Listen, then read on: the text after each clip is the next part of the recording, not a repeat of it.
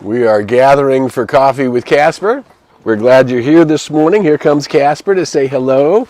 I got the coffee. We're warming up here. We'll come back and say hello. Oh, don't you knock off my microphone or eat it. Yes, a good boy. Yes, a good boy. Okay, we're glad to see you this morning. I'm waiting to see that we're broadcasting live. YouTube has got us. And let's see. Here we go. It looks like we're live. Yay. Good morning. Remember, we're broadcasting on YouTube and Facebook. Good morning. June, good morning, good morning. If you're, let me know that you're here. Write your name in the chat if you're watching on Facebook. Of course, I can't see if you're watching. Well, good morning, Liz. Nice to see you. Good morning from North Carolina. Good morning. Two of you from North Carolina. From the beautiful mountains, and I don't know what other part of North Carolina, but we're glad you're here from North Carolina, that's for sure. Good morning, good morning. I see people coming in all over the place. From sunny Las Vegas. Good morning from Los Angeles, from Boise, Idaho. Both the two Knowles from Idaho. Hi guys, good to see you this morning. Good morning, good morning. We got people coming in from all over. We're happy to see you this morning. Good morning. Good morning from Palm Springs. Good morning. We're glad to see you all this morning. It's 8:29. We're about to gong ourselves in. So here we getting ready to go. Good morning, good morning. I got my coffee. We got our Casper over here. And now it's 8:30, just like that. Casper, you want to come up one more time? Casper, you want to come up one more time? Come on over here. Come up one more time. Come on, say hi. Say hi. There he is. There's the Casper. He's running around chasing lizards. He's a busy boy. Okay. Well, good morning from Texas. Good morning from Honolulu. Good morning from Hollywood. All right. Nice to see everybody this morning. Okie dokie. So here we go. Let's everybody get ready. We're just going to spend these 20 minutes together straight up at 8:30. So let's take in a nice deep breath. Let out that sound awe if you like. And let's take in one more deep breath. And then bring that deep breath into your heart center. So that we're going to participate in this 20 minutes aware of heart, not just of mind. Grateful, grateful, grateful. We're tuning in, knowing that perfect right action is unfolding in our time together, relaxing the shoulders, and just allow yourself this 20 minutes to be present and to maybe look for a new thought, something you haven't thought about before or that's coming around again in your awareness at a new level. Boy, I'm sure aware of it this week. I don't know, some of you, Honolulu, you may not have known unless you were watching national news or international news. There was a fire, there still is a fire here in the Los Angeles area. And I live, of course, here in Topanga, which is in Los Angeles County, just outside of the city. And just over the hill is Los Angeles City and a part of the city called Pacific Palisades. And this big fire that burned 1,325 acres of the Santa Monica Mountains National Recreation Area. Fortunately, has not hurt anybody. No homes have been damaged and no deaths have been reported, praise God. The fire is now under control. Well, I don't know if it's under control, but it doesn't seem to be spreading outside of the National Recreation Area. And they're guarding all the homes and they're working on extinguishing the fire. They now have some control over it. So I want to thank everybody who was knowing the truth, praying, and establishing themselves in consciousness that we would be safe, and indeed we are safe, and I'm very grateful for that. So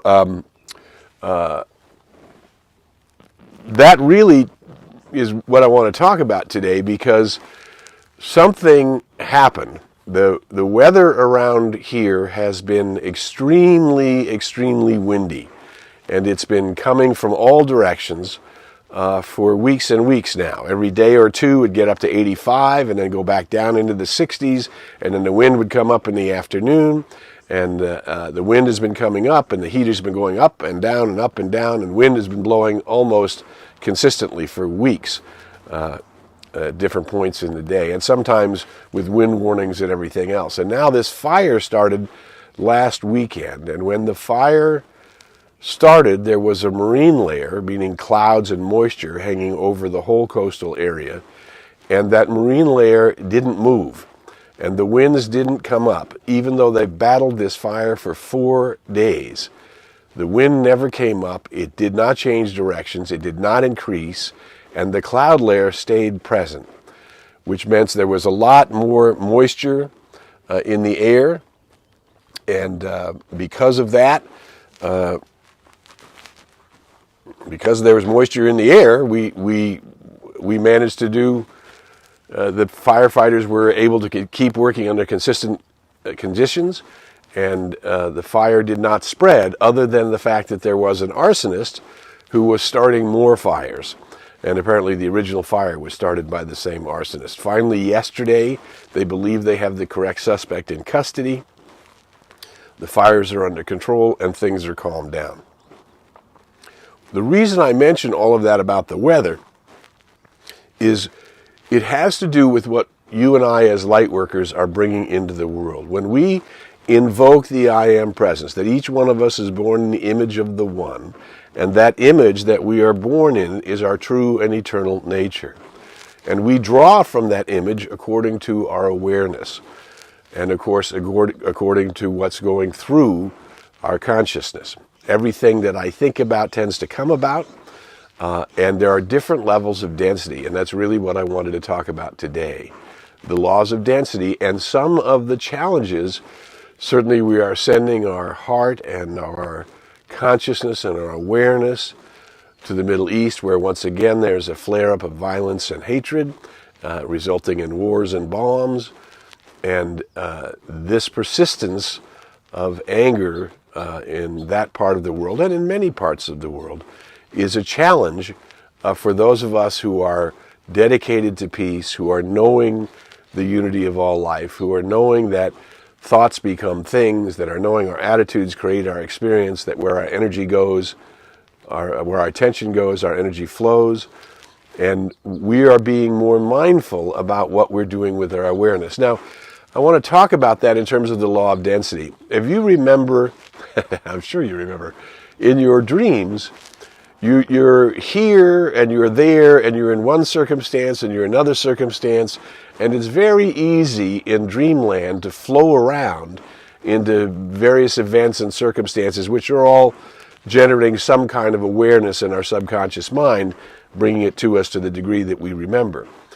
It is also true that when we think a thought, it's very easy to look at the traffic signal and say, oh my God, I got stuck by another red light. It's also very easy to go, well, I'm in my perfect place, and this particular waiting at the red light is not a problem. I mean, we have a way to move our thoughts very quickly from annoyed to satisfied to content, back and forth, just in the realm of thought.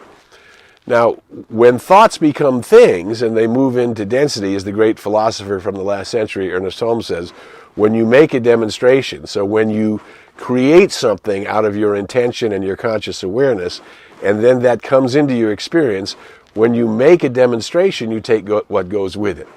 For example, if you've been working in your conscious awareness and praying and mindful about creating a new car, and then you get the new car, you take all the responsibilities of maintenance and running it and fuel and all of the things, keeping it clean, all of the things that are required of the thing that you got. So once something becomes dense, it demands your attention as though it were something real and not just something like you created in dreamland. It is something real, but it's also something that came forth out of your awareness. And when you, Ola from Eureka, California, good to see you this morning.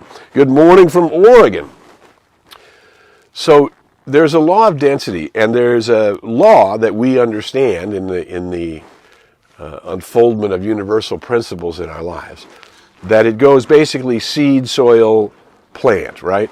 That once we plant seeds in creative mind, through our awareness in the field of probabilities, And once those seeds come into form, they're much more dense when they come into form. So these places in the world where we have such anger and such tension, it only lets up a little bit because we're looking at the surface. We're looking at what's happening in the physical world. You're not really seeing the shift in consciousness among the spiritual leaders. You're not really seeing the demand for peace that's happening either in that area or from all of those around the world sending love and caring to that area, or wherever the challenges are in the world. There's a density at the surface level.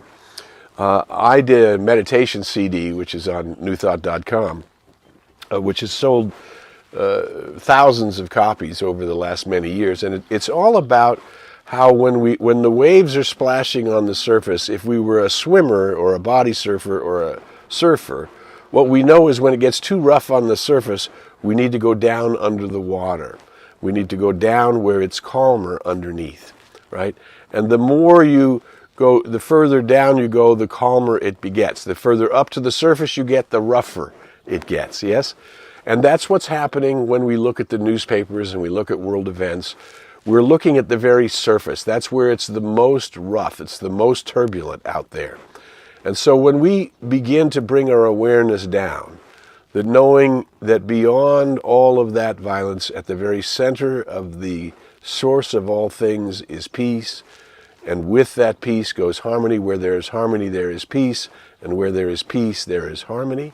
We begin to see that underneath is the call, the intention, the underlying intention for peace and harmony.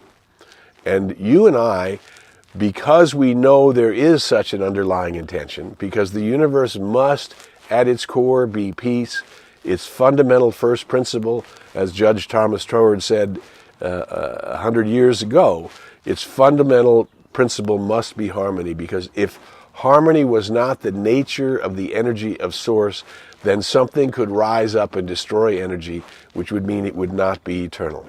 And as we know, it is proven, it is a fact, that energy does not die, it changes form. So behind all of the surface activity, there is a fundamental peace. The Master Teacher Jesus spoke of this peace, which is a peace that passes all understanding. So you and I need to know that, for example, in this fire, I believe that it was all of you, all of the light workers who joined us in knowing that we would be safe, that the fire would be under control, that the animals would be secure, that the homes would be secure, that the neighbors would be secure, that somehow that activity moved the field of probabilities to change what had been the existing weather pattern for the previous 5 or 6 weeks. No wind and a marine layer that stayed present. That is extraordinary. And it was the variables, the law of the greater good. Each one of us who is a light worker, who invokes the presence of this I am that is in me, that is in every person around the world, in every race, color, creed, every continent, every way of being, everybody has the capacity to rise up to this other nature of themselves, which is beyond the personal nature. It's called the transpersonal nature, but it is your true and eternal nature.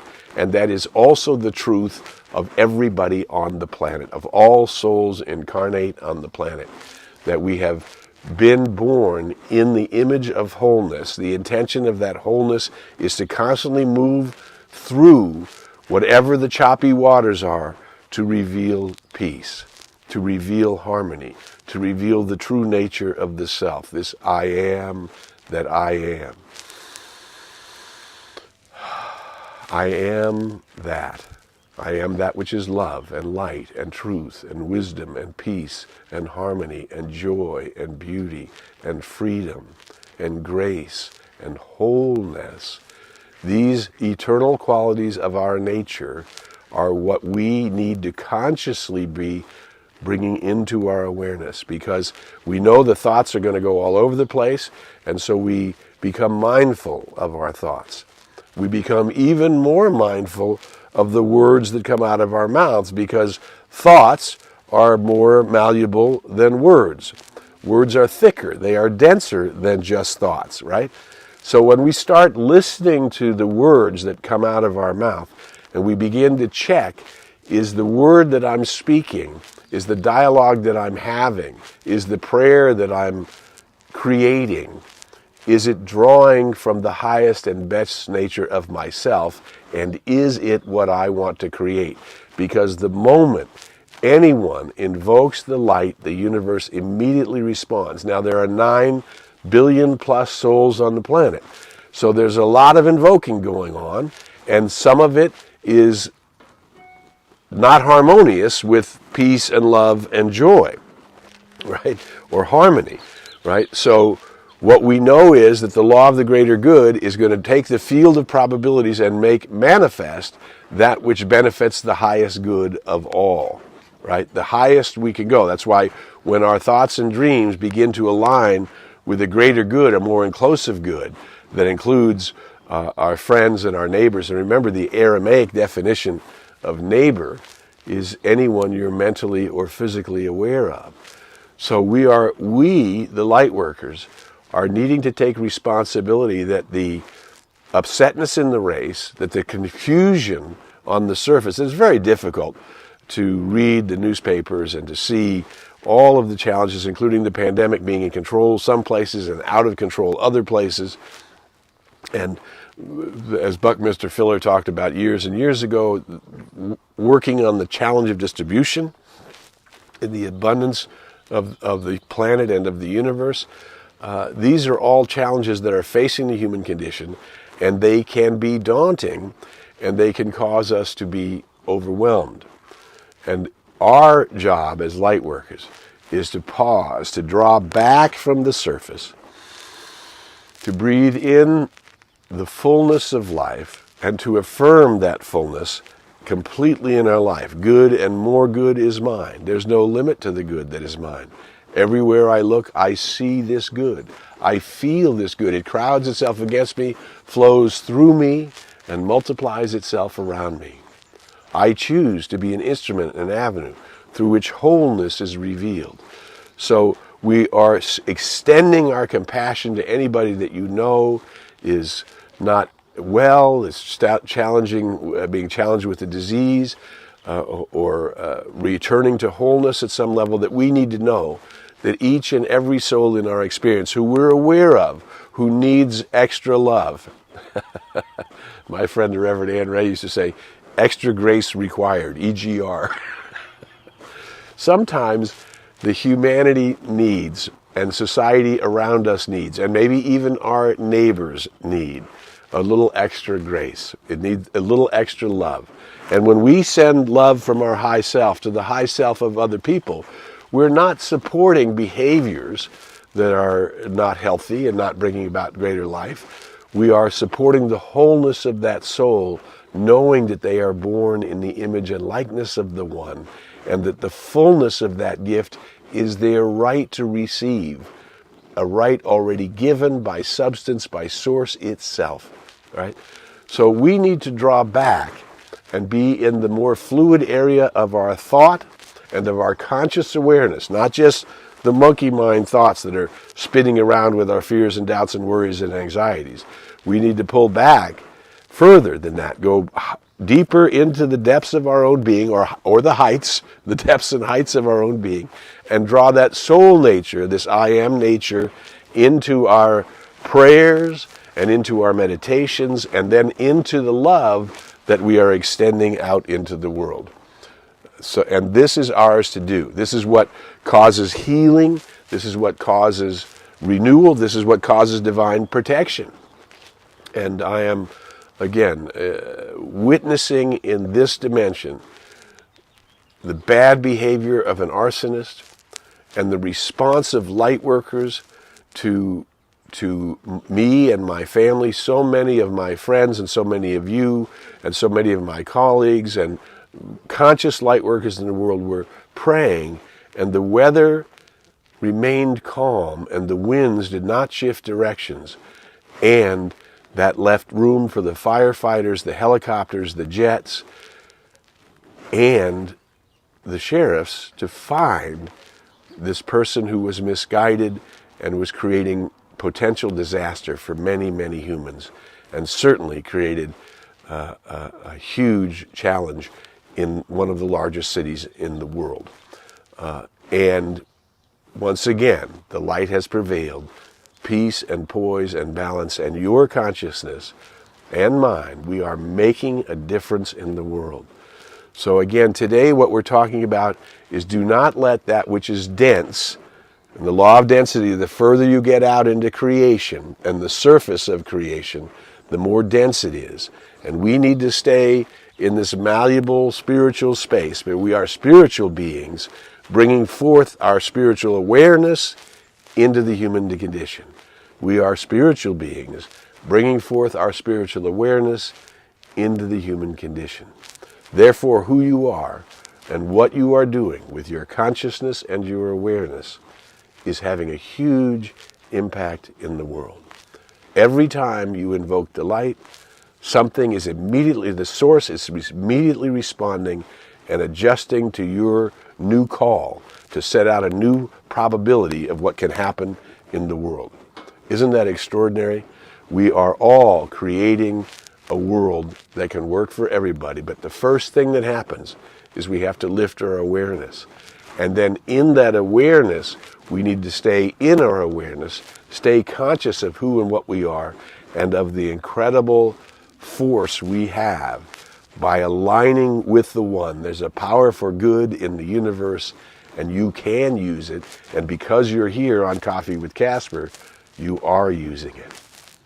So again, all we ask is that if something was valuable in today's sharing, then share this video anywhere you can, digitally, online, in all of your networks, in all of your groups, anywhere you can, where it might bring forth a greater degree of livingness. Because every time we do anything that uplifts, that inspires, that brings more life, we are creating an opening for a greater good in the whole consciousness of humanity.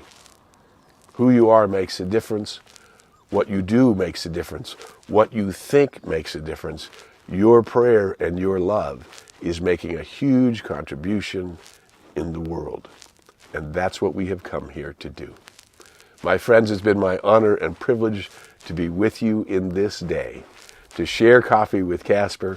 We will be back next week in the light and as the light, and in that divine protection which we have all witnessed and shared in our lives. And we know it will multiply the more we support it, the more we align with it, the more we choose it.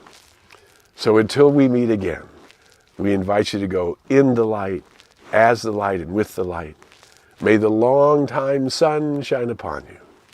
All love surround you, and the pure light within you guide you on your way.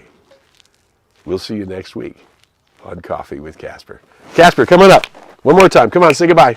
Come on. Come on up. Come on. There, boy.